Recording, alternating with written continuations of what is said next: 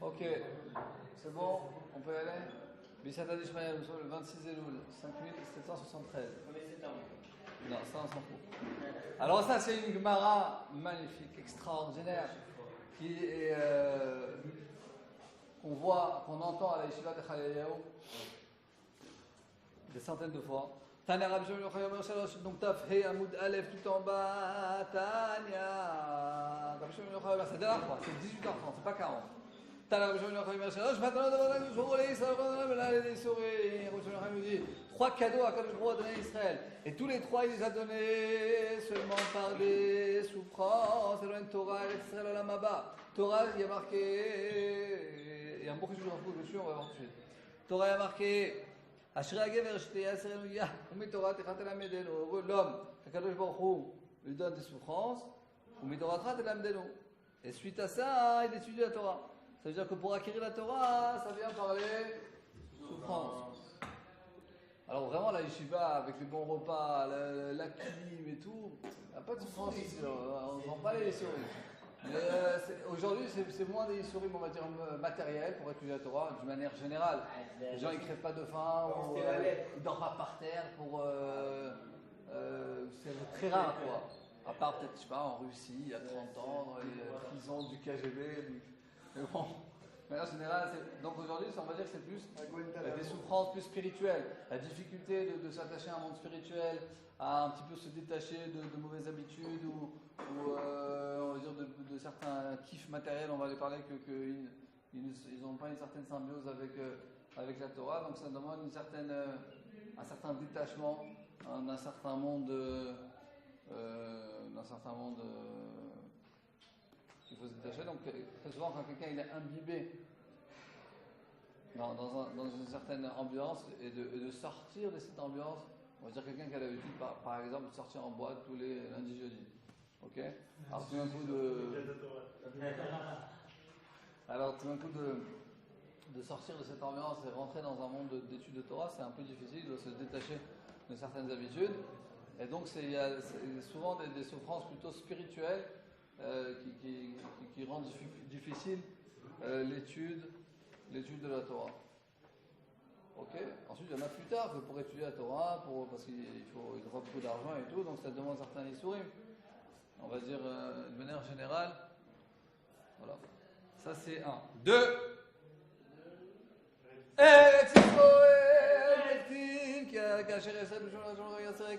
comme il y a marqué, donc Eretz Yisraël aussi elle s'acquiert par la souffrance qui est marquée, qui, Kacher Yasser, de la même manière que quelqu'un, il fait souffrir son fils pour l'éduquer, Hashem Elokecha Miyasreka, Kadosh Baruch Hu aussi, il te fait donner des souffrances, c'est une certaine éducation, quelquefois tu dois, pour donner des règles à ton fils, et pour pas qu'il soit un délinquant, et ben, le fils, quelquefois il ne comprend pas pourquoi son père, pour lui, il le voit que c'est une certaine souffrance, la vérité c'est pour son bien.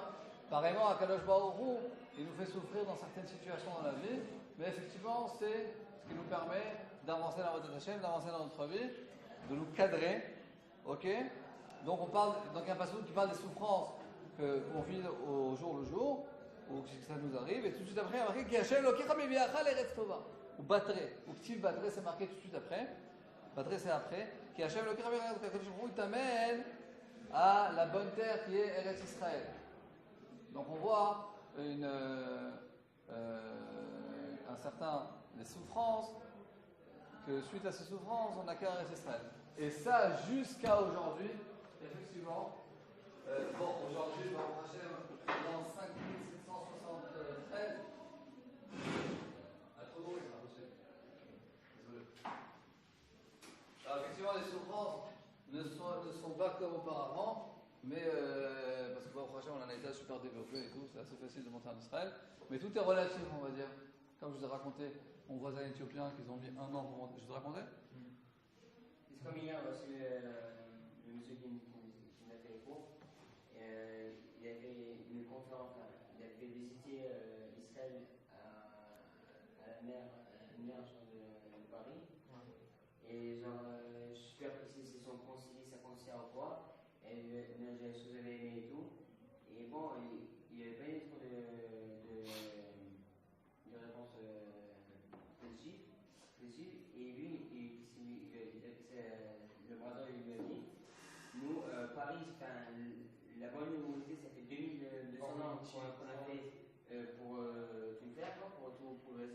Israël n'a que 65 ans, quoi. Donc, il y a aucun rapport. Bon, Hachem, le développement effectivement est très rapide et très grand. Mais donc en fait, il y a eu des certaines alliances qui étaient effectivement des juifs qui sont montés d'Iran par exemple. Il y a un autre pas un voisin, mais quelqu'un qui avait des premiers accords. À l'âge de 13 ans, il s'est sauvé de l'Iran à pied, lui et son frère, parce qu'ils étaient obligés de s'engager à l'armée.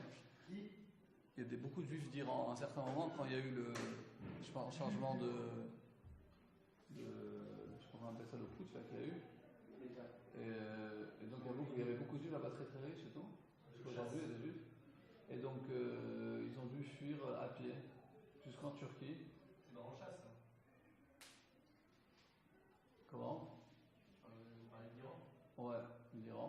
Jusqu'aujourd'hui, il y a 30 000 juifs qui habitent en Iran. Il y a beaucoup de juifs, mais ils sont bien, il paraît. Je sais pas. Et donc effectivement, il y a beaucoup d'alliés qui ont été très difficiles de monter. Et les Français aussi, qui montent aujourd'hui en Israël. Ils rencontrent certains yessurim, certains obstacles. Et parce que ça marche comme ça. Et il y en a beaucoup qui me disent que ceux qui viennent en Israël, ils optent pour la difficulté. C'est plus facile. Pour beaucoup d'entre eux, de Français, c'est plus facile de rester en France, on va dire. C'est déjà le chemin tracé. Et là, c'est plus difficile de venir tout seul, sans la famille, etc. Et donc, c'est ce qui a marqué dans la Gemara. Que, en fait, qu'est-ce que j'avais demandé dans ça? C'est que toute bonne chose, d'une manière générale, elle s'acquiert par la difficulté. Ce qui arrive rapide, ça part rapide, comment dire. Ce qui prend du temps et qui est difficile et tout. Donc, souvent, c'est par des souffrances. Et le Rambam aussi a marqué, au sujet de l'Rambam, Kiner mitzvah et Torah or, veder chaim tochvot musar. Que la mitzvah c'est comme une bougie, et la Torah c'est comme une lumière. Ok? Veder chaim tochvot musar. Nous dit Rashi, veder chaim. Chaye Olam Haba, le chemin de la vie du Olam Haba, ça provient du moussar, par des difficultés, par des souffrances que l'homme il a dans sa vie. Le Rav Kook, au sujet de ça, il a une très belle explication. On a dit qu'il y a 3 dimensions là. Il y a le Olam Haba, la Torah et Eretz Israël.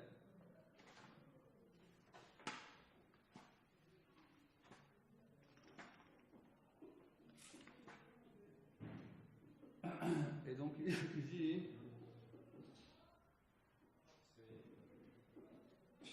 les feuilles, magnifique. Il dit comme ça, alors il faut que je dise comme ça. Il y a des mahal, ça veut dire des Niveau. Ouais, mais là c'est autre chose. On va dire qu'il y a certains niveaux qui sont dans la nature de l'homme. Donc pour les acquérir, c'est faisable. Parce qu'ils sont dans la nature. Donc c'est pas besoin de Yisurim pour les acquérir. Mais pour acquérir des niveaux qui sont au-dessus de la nature habituelle, alors effectivement, puisque la force de notre corps n'est pas habituée à ça, c'est que par des Yisurim qu'on peut y arriver. Et il rapporte en fait c'est comme la névoie. On sait que les Névim, les prophètes, à part Moshe Rabbeinu, quand ils recevaient une névoie, parce que la névoie c'est quelque chose qui est au-delà de la nature habituelle de l'homme, c'est quelque chose qui se dévoile à un humain. Donc qu'est-ce qui se passait? C'est marqué dans le Midrash que les membres des Névim il paraît que c'est se briser. Alors, je sais pas si c'est prendre au sens propre, mais en fait ce qui se passait c'est qu'ils dormaient. Ils s'endormaient, c'est comme ça qu'ils recevaient, c'est-à-dire leur force physique, même si tu es hyper en forme, et ben quand le dévoilement divin apparaissait sur eux, et ben leurs membres ne pouvaient pas, comme on va dire qu'ils se brisaient, donc ils s'endormaient. C'est quelque chose qui est au-delà de la nature habituelle. Ok? Et donc, il dit que ces 3 choses-là, elles sont au-dessus de la nature habituelle. Et en fait, il y a 3, le Rav Kook explique comme ça, il y a 3 dimensions dans l'homme. Il y a Sechel, Gouf et Nefesh. Gouf, c'est le corps. Nefesh. Et Sechel, c'est la sagesse. Ok? Et donc, la Torah, c'est quelque chose qui est une sagesse par-dessus la nature habituelle. C'est pour ça que ça demande des Yisurim pour acquérir la Torah. Quand tu dis la physique, la chimie, la biologie, c'est quelque chose qui fait partie de la nature. Donc pour les acquérir, tu n'as pas besoin de Yisurim. Mais comme la Torah, c'est une Torah qui est divine, okay, donc elle a un niveau supérieur à la nature habituelle, Donc pour les acquérir, il faut des Isurim. Et les plaim. Et pareil, le Olam Haba. Haba, c'est quelque chose qui n'est pas dans notre niveau, dans la nature habituelle. Donc il faut des Isurim pour les acquérir. Et Eretz Israël, pareil. Eretz Israël, normalement, c'est quelque chose qui est matériel parce que c'est une terre. Mais la spécificité d'Eretz Israël, c'est que le Maria, c'est quelque chose qui est terrestre, Eretz. Okay, mais comme c'est la terre d'Akadosh Baruch Hu, où Akadosh Baruch Hu repose, sa divinité repose ici en Eretz Israël, donc c'est quelque chose qui est terrestre, mais qui a un niveau spirituel très très élevé. Donc aussi, pour acquérir Eretz Israël, puisqu'il y a une présence divine ici qui est très forte, donc effectivement, ça demande des Isurim, des souffrances, pour pouvoir l'acquérir. Magnifique. Ok.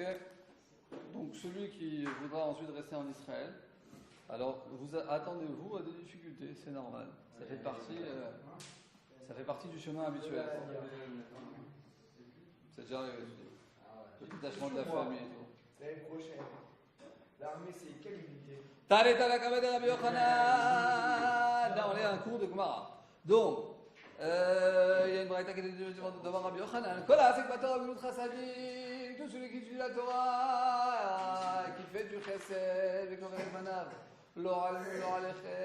mais qui enterre ses enfants, on le pardonne sur toutes ses fautes. Rabbi Yochanan a dit Bishlama Teireu Chasadim.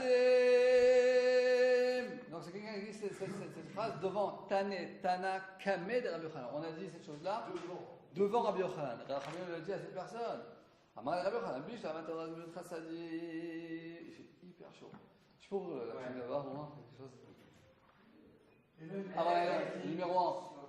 La clé numéro 1. Azak. Non, rouge, c'est pas non. Pas le rouge. C'est bon, c'est bon. Ok. Bishlama Teireu Chasadim, on comprend. Bishlama, ça on comprend. On comprend la Torah et la Gemilut Chasadim. Dire si parce qu'il y a marqué.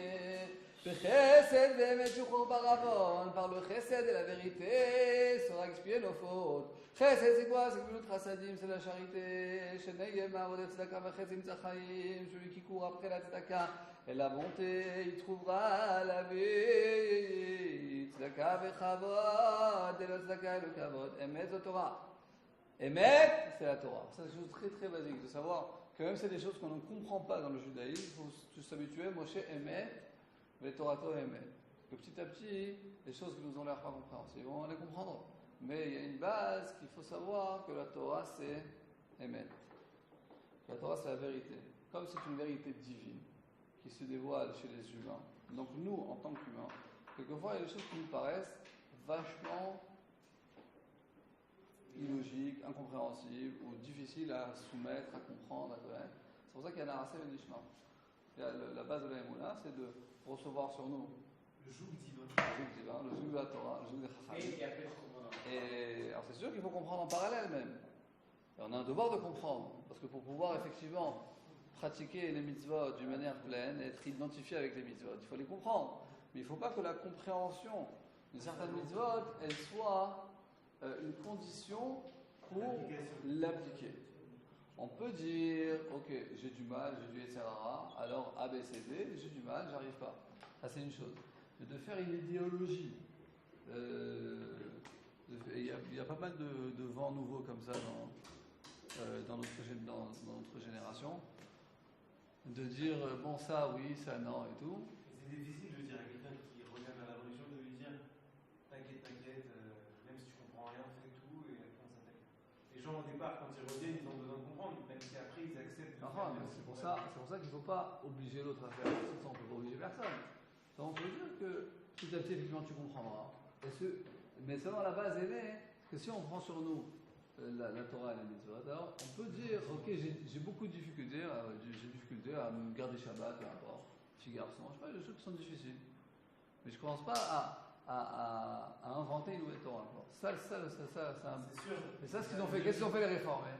Ils ont dit, il y a des choses qui ont été difficiles. La femme Gabriel, tu écoutes, choses qui leur ont été difficiles, et ils ont dit, bon, alors ils ont commencé à inventer une nouvelle Torah. Ils ont dit, voilà, l'essentiel, c'est de se rencontrer à la synagogue.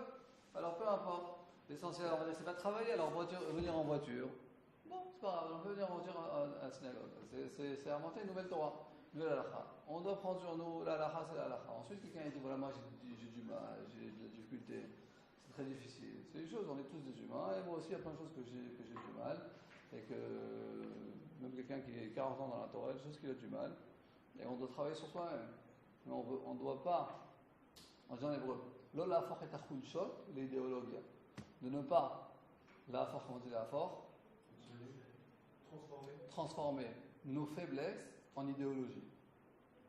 Ok, on a une faiblesse, on ne peut pas en faire une idéologie. On n'est pas bien. Bon, c'est la vie, petit à petit, on essaiera de faire mieux. Ok. Donc pourquoi je suis revenu à ça? Parce que la Gemara nous dit, Shnema, Emet c'est quoi? Zotora. C'est la Torah. Shnema, Emet kene ve'al timkor chokhma bina musa. Que la vérité, il faut l'acquérir. Il ne faut pas, quand tu vends quelque chose, ça veut dire que c'est quelque chose qui ne t'intéresse pas. Donc la vérité, il faut l'acquérir, il faut l'acheter, c'est quelque chose qui n'est pas facile. Mais en tout cas, donc celui qui étudie la Torah à fond et qui fait de la charité, et on voit encore une chose, donc ça on a compris que ça lui explie ses fautes. Mais Kover et Banav, ah Gabriel, très bien, il m'en faut l'un comme ça. Est-ce que tu peux me mettre 2 verres d'eau froid? Il y a de l'eau froide à côté du Betamidrash. Merci, t'es gentil. On fait ça. Et là, Kover et Banav Binaïn, 2, 4, 6e ligne, on a fait un mot de base. Mais d'où on sait que quelqu'un qui enterre ses enfants, ses fautes sont expiées. Alors, Tan, Aléaoussa, va donc ce fameux personne âgée, ce grand-père, a dit au nom de Rabbi Shimon ben Yochai, Ati Arbon Avon. Il fait une Zerachava, une comparaison, 2 verres d'eau. Non, c'est bon, 2 verres d'eau. Comment dire ensuite de l'eau plate. Donc, Avon. Il y a marqué dans 2 psukim le mot Avon. Qui va il y a marqué ici que par là le chesed et la vérité sera expié les fautes. Ou c'est marqué dans notre passage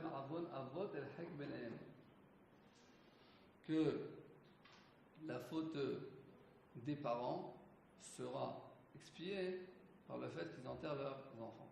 Donc on voit qu'effectivement il y a oui un passage qui dit effectivement d'enterrer ses enfants c'est une preuve tellement dure. Tous à Kadosh Baruch Hu. Il n'a pas fait volontairement. Il n'y a pas un truc où c'est ça par amour. Non, on va voir, ouais, le sourire chez la on va voir ça par la suite. Des choses qui fait comme ça. Ok. C'est pas parce que dans le premier passage qu'on a vu qu'il y avait écrit le Chedem Avon Père Avon, et après là on voit où Michem Avon Avot. Comme il y a 2 fois Avon. C'est ce qu'on a dit. Il y a marqué dans le pasuk Meshalem Avon Avot El Chek Benehem. Ok, de quoi il s'agit? C'est juste les des 2 gens. Avon, en fait, quand il y a 2 fois le mot Avon, ça veut dire que. Regarde, de la même manière qu'il y a marqué Bechesed Emet Yechupar Avon. Ouais. Que par le Chesed et le Emet sera explié les Avonot. Et dans un autre pasuk, il s'agit de quelqu'un qui enterre ses enfants, il y a marqué le mot Avon. Donc on fait une Xerashava. C'est quoi une Xerashava? Ces 2 psukim qui apparemment n'ont pas un lien direct. Mais il y a 2 mots qui sont idem, symétriques. Et donc, à partir de ces 2 mots-là, on rapproche l'essence de. Donc, de la même manière que dans le pasuk de Chesed Emet Yechupar Avon, le pasuk qui a marqué que par le Chesed de l'Emet, ça sera expié nos fautes. On comprend aussi que dans le pasuk où on parle d'enterrer ses enfants, il y a marqué le mot Avon. Donc, de la même manière que la charité, le Emet, la Torah, ça va expliquer les fautes, donc aussi quelqu'un qui enterre ses enfants, ça lui explie ses fautes. Amar Rabbi Yochanan, Ubanim enam isurim shel ahava. Et excusez-moi, Amar Rabbi Yochanan, Garim Ubanim, la lèpre en fait, et des enfants. C'est quoi des enfants? C'est des souffrances qui viennent à partir où on enterre les enfants, ou bien c'est une république des enfants, ça peut être beaucoup de choses. C'est marqué là au Banim. Oui, mais pas des souffrances d'amour. On va voir. Donc c'est quoi? On dit Enam Isurim Shel Ahava. C'est pas des souffrances que Dieu nous envoie par amour.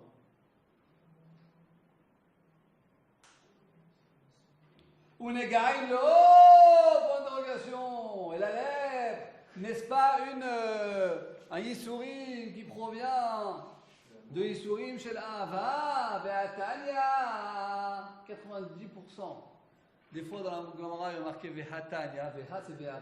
Mais il y a une Braïta qui va dire le contraire. Mais à peu près 10% des cas, où Vehatania, ce ne sera pas mais une Braïta pour la dérogation, ça sera mais effectivement il y a une Braïta qui renforce ce qu'on a dit. Et à chaque fois que ça sera comme ça, il y aura marqué dans Rachid Belihuta, qui ne veut pas le dire avec un point d'interrogation, mais il faut le dire avec un point final. Là, Rachid ne dit rien, donc effectivement, c'est Vehatania, c'est une question. Mais quand on étudie, quand on rentre dans le monde de la Gemara, très souvent on voit Vehatania, on va voir ça plusieurs fois. Alors on va comprendre que c'est un mot-clé qui va te dire qu'à chaque fois la Gemara va rencontrer une Braïta qui va dire le contraire de ce qu'on a vu. Ce sera une question. Mais ne vous étonnez pas, ça arrive de temps en temps, on va dire 10% des cas, que Vehatania, ça ne sera pas une contradiction, mais ça sera un renforcement. Et dans ce cas-là, Rachid il écrira Ben Yehuta. Ben Yehuta, c'est-à-dire lis-le calmement, pas avec un point d'interrogation. Ok? Donc je dis la Gemara. Ve'atania, il y a une braïta apparemment qui dit le contraire. Kol mi sheyesh bo echad me'arba moradegayim halalu en ala mizbach kapara. Tout celui qui a des 4 apparences de lèpre, c'est seulement un misbeach kapara. Les gaïm halalu, ceux-là, ceux-ci, ceux-là. C'est que un misbeach kapara. Ça veut dire que ça explie ses fautes. Apparemment, misbeach kapara, compréhension pshat, ça c'est parallèle à Yisurim chez la Hava. Donc pourquoi Rabbi Yochanan a dit que ce n'était pas Yisurim chez la Hava? Hazak, Michael, t'es vraiment fort. Alors la Gemara nous rapporte 3 réponses. Première réponse.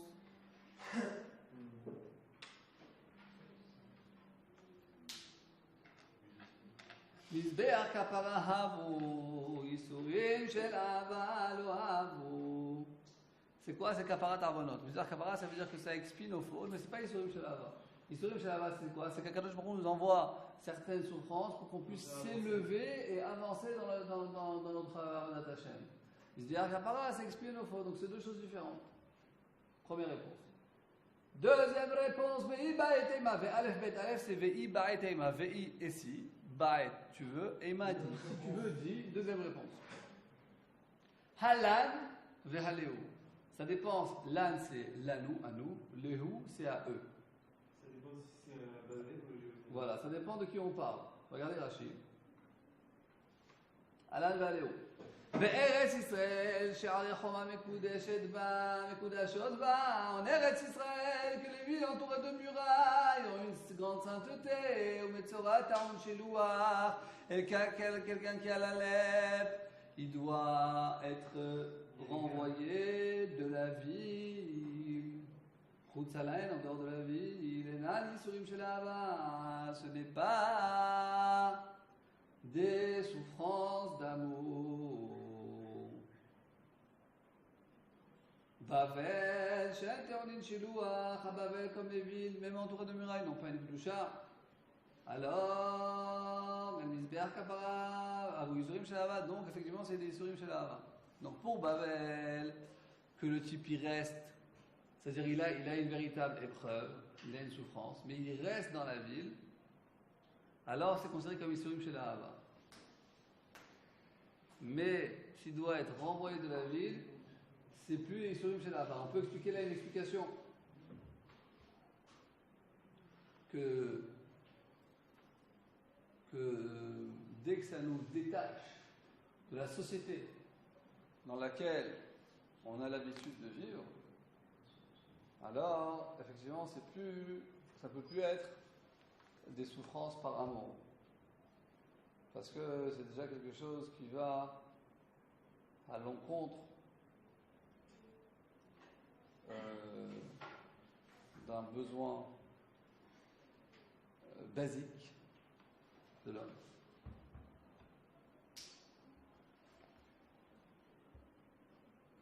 Ok. Troisième réponse. Viva et si tu veux dire, Habetsina Becharesia. Betsina, c'est en cachette, ça veut dire c'est dans un endroit, par exemple, dans un endroit caché. Quelqu'un il a pris ici. Alors personne ne le voit.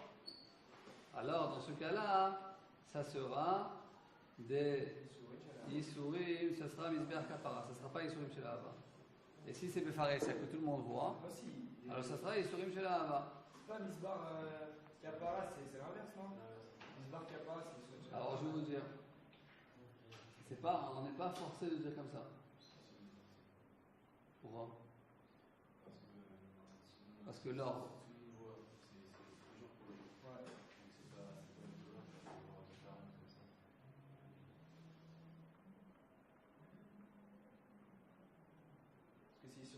Parce que comme c'est caché, il peut se repentir lui-même. Alors que quand c'est vu par tout le monde, il est obligé de s'exiler. Et c'est pas par amour, c'est une punition.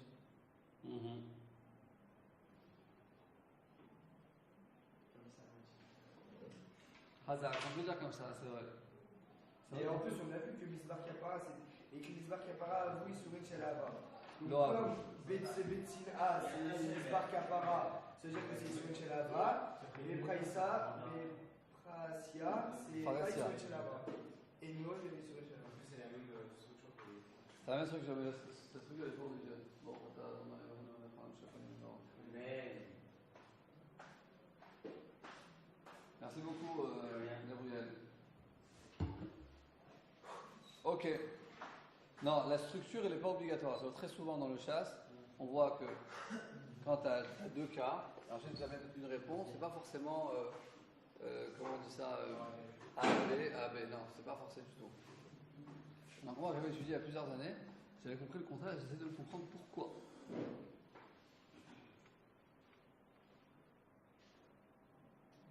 Parce que la capara est plus grande que Voilà, on peut dire ça. Parce que sinon, la deuxième réponse à la troisième, c'est exactement pareil. C'est pour ça qu'il faut expliquer que la troisième, elle est différente. Parce que voilà. Non, la deuxième question, elle dit, ça dépend si c'est en Eretz Israël ou en Babel. En Babel, il reste dans la ville. Donc il reste avec ses amis. Ok? Oui, c'est ça. Donc, c'est Isurim Shel Ahava. En Eretz Israël, il doit sortir de la ville, alors c'est pas Isurim Shel Ahava. Donc déjà, donc c'est-à-dire que quand il est avec tout le monde, c'est Isurim Shel Ahava. Alors si maintenant on va dire dans la troisième réponse, on va dire ce que vous dites, alors ça sera exactement pareil. On va dire quand il a honte de tout le monde, alors il exclut, on va dire, parce qu'il a honte de tout le monde. Alors c'est pour Kaparatavonot. Et quand personne ne le voit, c'est Isurim Shel Ahava. Alors en fait, il n'y a pas de différence entre la deuxième et la troisième. Il faut savoir qu'il y a un klal qui dit. Quand la Gemara rapporte Monsieur Moshe et Mregen, alors forcément, il y a une nafkamine, une différence entre les réponses. Oui, c'est vrai, C'est pas tout à fait pareil, mais ça se rejoint, on va dire. Non, c'est une séparation, mais l'autre, c'est une honte. Et puis. Mais de toute façon, en plus, ça veut rien dire que si on est caché, alors c'est pas Isurim Shel Ahava. Au contraire. Parce que ça veut dire quoi que si la lèvre elle est cachée, on la voit pas? Pourquoi ce serait une souffrance pourquoi ce serait une punition en fait? C'est pas trop une punition. Non, la souffrance en soi, c'est une punition. Oui, c'est une punition, d'accord. Maintenant, si en plus on le voit, voilà, là c'est donc encore ça veut pire. dire que c'est encore pire. Donc là, c'est pas Isurim Shel Ahava. Non, c'est pas ce qui compte, c'est pas la quantité qui va être pardonnée. C'est la qualité. Non, la quantité par rapport au fait que si elle est honte, ce sera plus de capara. Ok, c'est-à-dire, on peut dire aussi comme ça. Vous avez raison, Shmuel et Michael. Ok. Ubanim lo! Est-ce que quelqu'un qui perd ses enfants, ce n'est pas des Isurim Shel Ahava?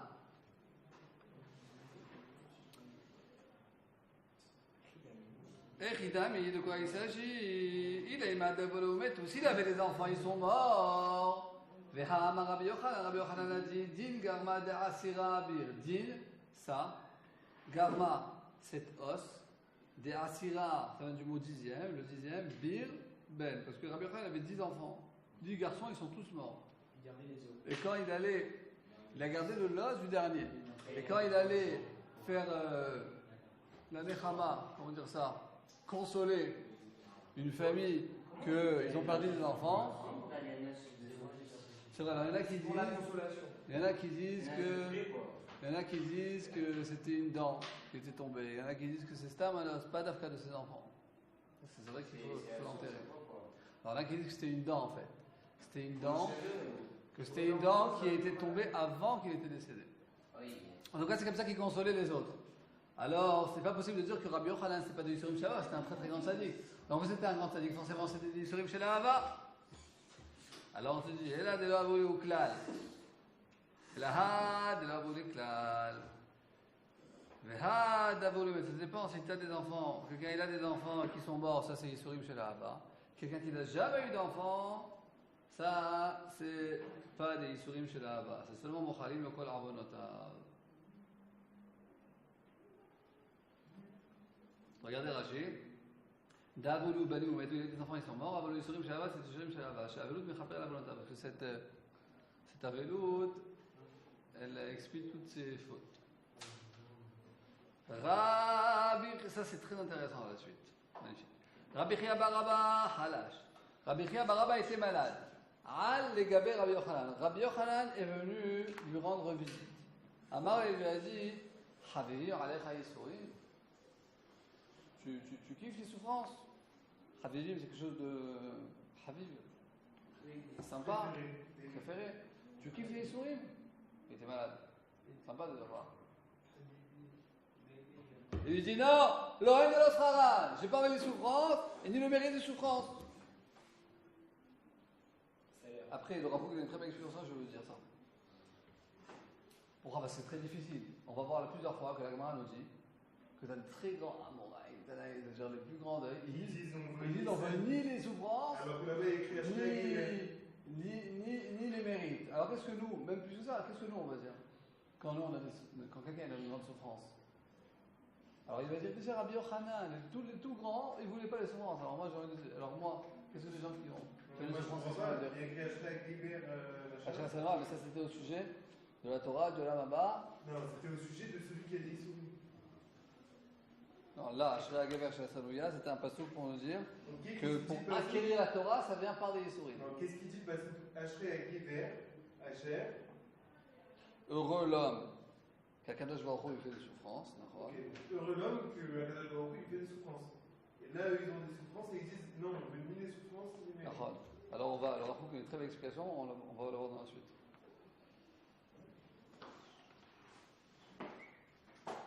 Amar lui a dit Avli Yatra, donne-moi ta main. Et Avli lui a donné sa main, et Oukme, et il a été guéri.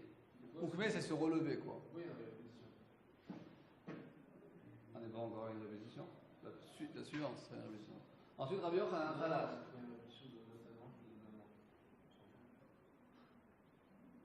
Il a dit donne-moi ta main. Ah, pourquoi il a marqué qu'il lui a donné sa main? Je sais pas. Veoukme, il a relevé, et en fait, ça veut dire qu'il a guéri. En fait. Le fait qu'il lui a donné sa main, ça lui a permis de le guérir.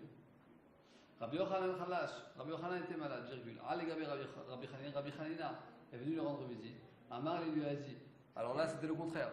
Rabbi Alecha Yisurim, tu kiffes les souffrances? Amar lui a dit ni les souffrances, ni ses mérites. Amar lui a dit Rabbi Alecha, donne-moi ta main. Il a donné sa main. Veoukme, il a guéri. Amar lui a dit Rabbi Yochanan Afshe. Pourquoi Rabbi Yochanan? On a vu dans la première histoire, c'est Rabbi Yochanan, il a réussi par sa force spirituelle de guérir Rabbi Chia Baraba. Et ensuite, c'est le contraire, que Rabbi Yochanan était malade. Alors si on a su déjà que Rabbi Yochanan il avait une force spirituelle de faire guérir d'autres personnes, comment lui, il ne s'est pas guéri par lui-même? Je dis la Gemara, El Hamouch. C'est comme un tuteur qui ne peut pas se El Hamouch, Matir Atzmo, Mevet Asurim. Un prisonnier ne peut pas se libérer soi-même de sa prison. Et c'est pas seulement une prison, la prison numéro 6 en Israël ou la prison à côté de Natania. C'est en fait, c'est nous tous, c'est avec nous Moshe. On est tous prisonniers. Comme il a déjà dit, on est à la fiche. On ne peut pas se sortir nous-mêmes de la galoute, enfin, on est comme des prisonniers dans le pays. Ouais, il y a la Gemara. Il a kiffé, il a fait. Ah ouais, mais je l'ai adoré. Il est fan, il a enregistré. J'ai même eu une corde à pub Et donc, Et donc on dit qu'on ne veut pas, effectivement, on a du mal à sortir soi-même de nos... Essayez d'écouter bien. Elon, j'écoute.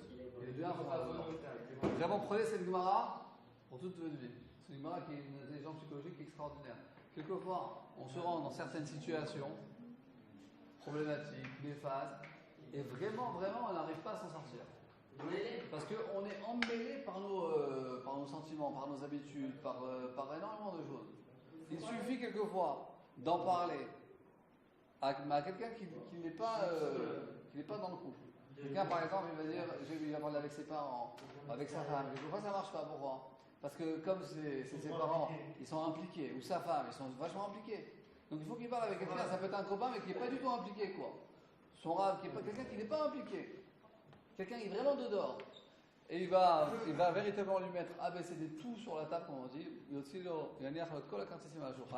lui poser toutes les cartes sur la table. Ok, et là, comme quelqu'un il est de dehors, il va pouvoir voir la chose peut-être d'un autre œil. Il va pouvoir lui montrer, regarde où t'en es arrivé, regarde dans quelle situation tu es, tu n'as pas fait attention, tu es rentré dans un certain engrenage, fais ci, ça va marcher. Quelquefois il y a des couples qui n'arrivent pas du tout à s'arranger, ils s'y suivent dans 20 ans. Tout ça parce qu'ils ne veulent pas aller voir un spécialiste, un conseiller conjugal. Et c'est vraiment dommage. Et c'est vraiment dommage parce qu'il suffit d'aller chez un conseiller conjugal, il te voit la chose, il dit voilà, tac, 2, 3, 4, 5 séances, 5 séances, 6 séances. Chez moi, c'est 15 € là. Alors, De toute façon, les gens qui vont chez les psychologues et tout, c'est pas très grave, c'est juste pour parler. Il faut quelqu'un vous parler, il parle. donc là, même si quelqu'un, Rabbi Yochanan, il avait la possibilité spirituelle, puisqu'il était à la Teva, de soutenir, de guérir d'autres personnes, mais de s'auto-guérir, non, c'est pas possible. Il a besoin que quelqu'un d'autre le fasse.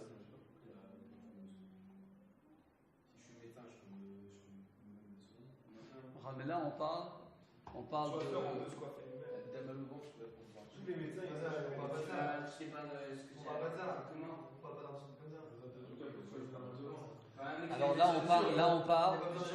Il n'est pas parti. Il n'est pas parti voir un médecin. Justement parce qu'ils n'ont pas un regard humain et. Les chirurgiens ne peuvent pas se faire. Il n'est pas parti voir un médecin.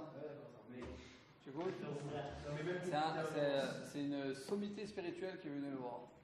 Et cette sommité spirituelle, elle a la possibilité, en fait, effectivement, par les tfilotes, de l'élever lui et de s'élever ensemble à un niveau spirituel qui est plus apte à la xéra. Et comme ça, ça peut lui permettre de le guérir. Mais de soi-même, impossible. Tu comprends? On va dire plus que ça. C'est quoi la tfila? Ok? Tu voulais qu'on parle de la tfila l'autre fois. Et bien, une des inanimes profonds de la tfila, c'est la chose suivante. C'est qu'Akadosh Baruch Hu, il envoie vers nous tout le temps la bonté, la grâce, la bonne santé, tout ce qu'on veut. Hein, qu'est-ce qui se passe? C'est que nous, on se met des voiles, et en fait, on n'est pas apte à recevoir cette bonté. C'est quoi la tfila? En priant, en se tenant devant Akadosh Baruch Hu, en comprenant que tout vient d'Akadosh Baruch Hu. En fait, la tfila, elle va permettre à nous de changer notre personnalité, en fait de s'élever. Et puisqu'on va s'élever, donc on va arriver à un certain niveau qu'on n'est plus, on n'est plus apte à cette xéra. Donc on est apte en fait on a enlevé plusieurs voiles. Et maintenant on peut recevoir cette guérison. Tu comprends?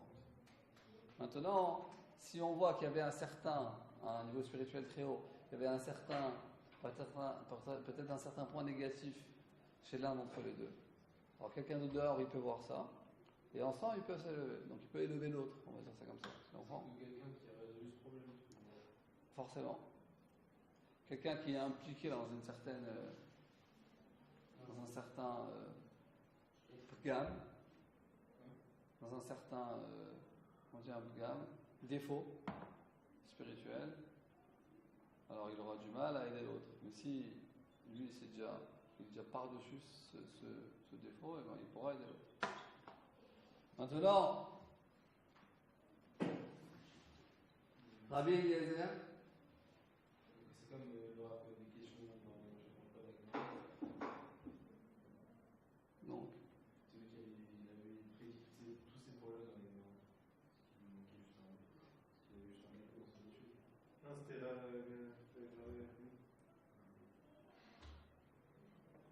ok. Donc, Amay Elokim Rabbi Yochanan, pourquoi Rabbi Yochanan il ne s'est pas élevé de soi-même? Amré, on répond, un prisonnier ne peut pas se sortir lui-même de prison. Rabbi Eliezer, l'autre histoire, Rabbi Eliezer Khalash. Rabbi Eliezer était malade, Khalash était malade. Rabbi Yochanan est venu le voir.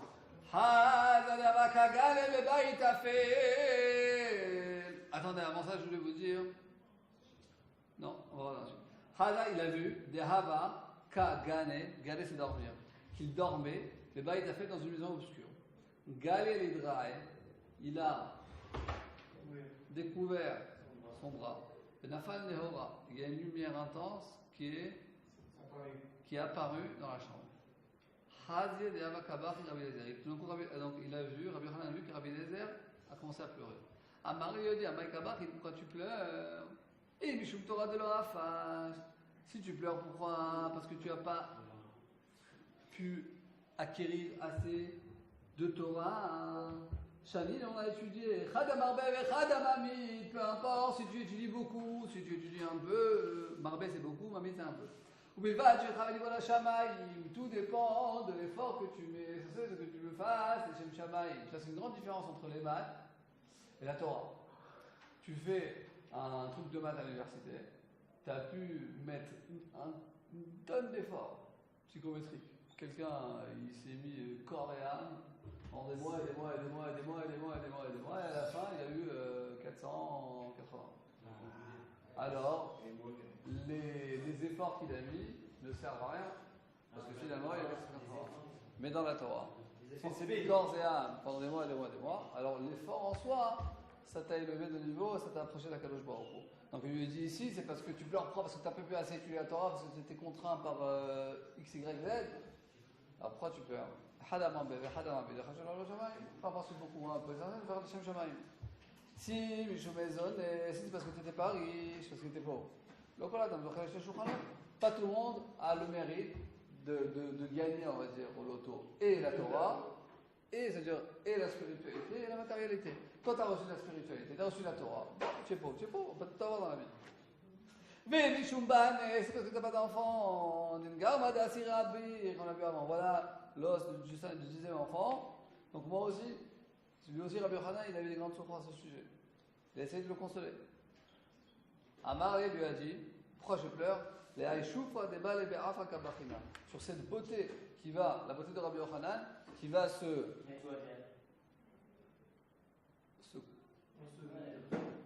ouais, il y a quelque chose qui va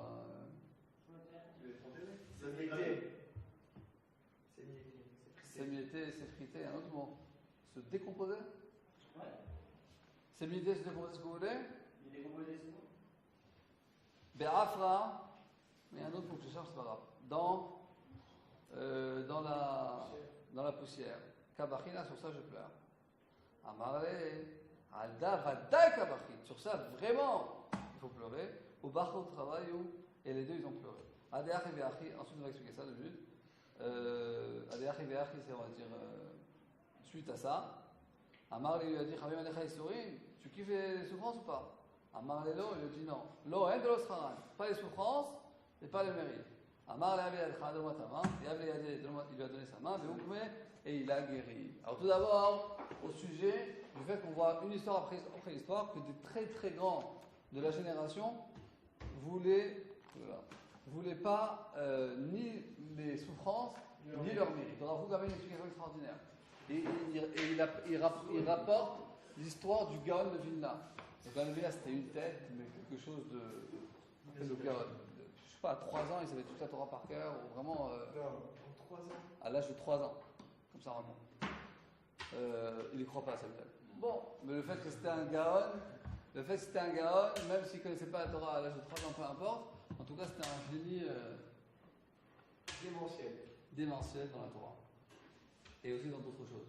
Maintenant, une fois, il avait une coucha dans un Tosfot ou dans une coucha, il s'est mis corps et âme et tout.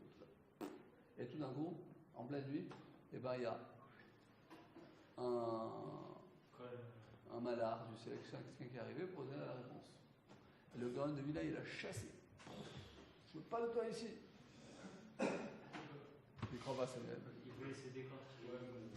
Laisse-moi finir. Et pourquoi? Parce qu'il voulait, exactement, il voulait y arriver tout seul. Parce que si on le reçoit par cadeau, alors tu n'as pas le mérite. Et donc, c'est la raison pour laquelle Akadosh Baruch Hu, nous tous ici, on a été vus dans ce monde avec le mal et le bien. Parce que si on aurait été que du Etzerator, on n'aurait aucun mérite d'acquérir le bien. Pareil, ces grands Talmidei Chacham, ils ont dit, on veut ni les souffrances ni les mérites. Pourquoi? Parce qu'en fait, les souffrances, c'est une certaine route, c'est un certain raccourci, on va dire. C'est un certain cadeau. Parce qu'on est dans un certain niveau spirituel. De nous-mêmes, on n'arrive pas à avancer. Alors après, je trouve, nous amène des malheurs qui nous permettent de sortir de nous-mêmes des forces extraordinaires, qui nous élèvent vers la Kadosh Baruch Hu. Ok? Mais en fait, c'est un certain raccourci. Parce qu'on le fait par une influence extérieure, qui est des Isurim, par une aide extérieure. Ok? Donc les Chachamim, ils ont dit, nous, on veut arriver à ces niveaux sans une aide extérieure. Et c'est pour ça qu'ils disent, on veut ni les souffrances, ni les souffrances. On veut y arriver de nous-mêmes à ce niveau-là. Maintenant, au sujet de la beauté, c'est incroyable. Ils disent, on ne pleure pas sur la Torah, on pleure sur la richesse, on pleure pas ni sur la richesse, ni sur. Qu'est-ce qu'on pleure? Sur la beauté de Rabbi Yochanan qui va dépérir. C'est vraiment incroyable. Disparaître. Réponse, c'est que Rabbi. Regardez. Réponse, très rapidement sur l'affaire Rabbi. Réponse du Rav Kook est la suivante. C'est que Rabbi Yochanan était un très très grand tzaddik. Maintenant, on sait que quelqu'un qui est beau, seulement beau gosse extérieurement, mais dans sa personnalité, il est complètement pourri. Alors c'est possible qu'au premier regard, tu le vois dans la rue, tu dis il est beau.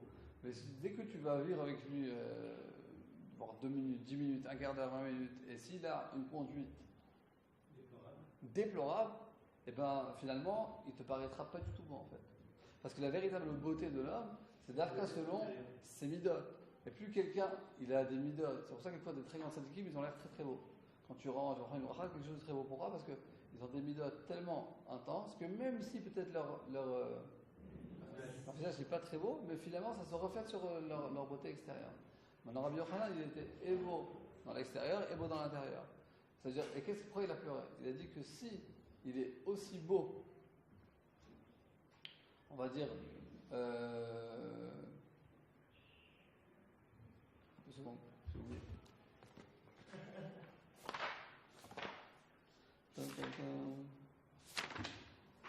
J'avais lu il y a 12 Aussi ans. beau extérieurement qu'intérieurement, alors qu'il ne peut pas marcher parce que tout le monde lui portera lui. Seconde.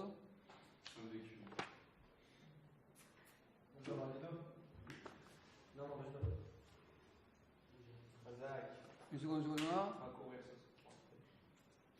Avec moi. אבל רבי יוחנן ששוב העיד על האור האלוקי שהחופף גם על גופו. מרבי יוחנן sa beauté, comment dit להעיד, elle Illuminé. comment dire, un aide, Esclave. non, un témoignage. Alors Rabbi Yochanan dit que sa beauté témoignait sur la lumière divine qui reflétait sur son corps, parce que son corps était tellement, son corps était tellement pur que sa beauté, de sa pureté intérieure reflétait sur son corps. C'est-à-dire son corps matériel était tellement imbibé par sa beauté spirituelle. Alors c'est sur ça qu'il pleurait, sur cette beauté spirituelle qui était tellement éclatante sur son corps que cette gdoucha, quoi, finalement, il a tellement réussi à purifier son corps que cette beauté spirituelle va être ensevelie dans le